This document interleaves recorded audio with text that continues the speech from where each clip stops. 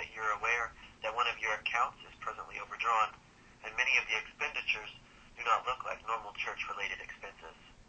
1,400 members of the First United Methodist Church in Ward could be forgiven for feeling a little betrayed these days. After all, their former business manager is accused of embezzling money from church funds, a lot of money. News 9's Gan Matthews has a story. After she went on vacation in April. And while she was gone, one of the banks notified them that they had an account overdrawn, so they kind of started looking into that, found that they were missing several thousands of dollars, and it turned out to be larger than that. According to the charges against her, Enzi embezzled over $140,000 from the church and used it to pay personal expenses.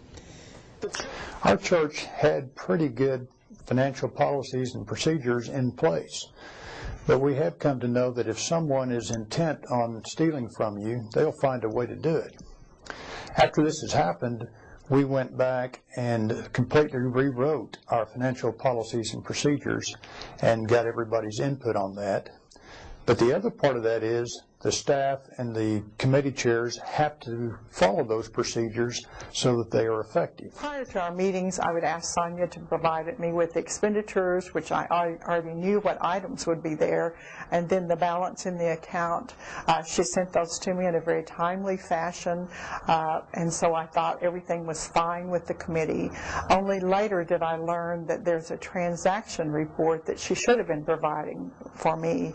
That report would have shown other items that were spent out of the memorial fund that I had no idea about. I wish I had been more familiar with the software that the church used so that I would have been aware of the report that I should have been receiving rather than what she was sending to me. Sometimes she created her own documents in Excel, and that should have been a red flag to me now that I look back on it. At other times she would just send me in an email the list of the expenditures and then the balance of the account. I would urge every church to review those policies and procedures at a quarterly or semi-annual basis and make changes so that it works for your church and so that the people in your organization know what is supposed to be done so that they can do it. As a pastor, I've learned quite a bit through the sad experience of the discovery, the investigation, and the prosecution of the embezzlement of my church.